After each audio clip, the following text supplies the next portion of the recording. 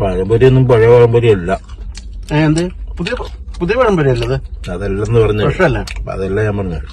പഴംപൊരി വട ഇതിനൊക്കെ ഒരു നിലയും വിലയും വന്നിരിക്കുകയാണ്. നമ്മുടെ നാട്ടിൽ ഒരു വിലയില്ലാത്ത ഇതിലായിരുന്നു. അതെന്ത് പറ്റി?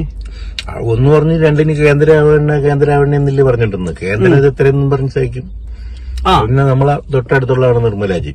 അവർക്ക് അറിയാന്നുള്ള കാര്യമില്ലേ ഉള്ളൂ. അല്ല, കേന്ദ്രത്തിന് ഭയങ്കര അവഗണനയാണ് നമ്മളെ കാര്യത്തിൽ. തീരെ ശ്രദ്ധയില്ല കേന്ദ്രം. അങ്ങനെ ഒന്ന് പറഞ്ഞ് രണ്ടിന് കേന്ദ്രാവണ എന്നാണ് അവർ പറഞ്ഞിട്ടുണ്ട്. എന്നാ നമ്മളെ നാട്ടിലുള്ള ആൾക്കാർ ഇതിനെയൊക്കെ പരിഗണിച്ചിട്ടുണ്ട്. ഈ പഴംപൊരി അല്ലെങ്കിൽ ഇതിനെയൊക്കെ പരിഗണിച്ചിട്ടില്ല.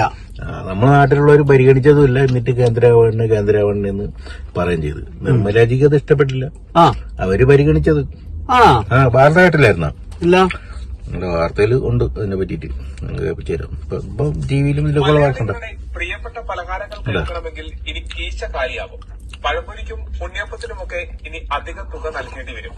പഴംപൊരിക്ക് 18%, ഉണ്ണിയപ്പത്തിന് 5%മാണ് GST നൽകേണ്ടത്. വിവിധ തരം പലഹാരങ്ങൾക്ക് പലതരത്തിലുള്ള നികുതിയാണ് ഈടാക്കുന്നത്. പരിപ്പുവട, ഉഴുന്നുവട, സവാളവട, ബോണ്ട, അട, കൊഴുക്കട്ട, കട്ട്ലേറ്റ്, ബർഗർ, പബ്സ് തുടങ്ങിയവയ്ക്കെല്ലാം 18%.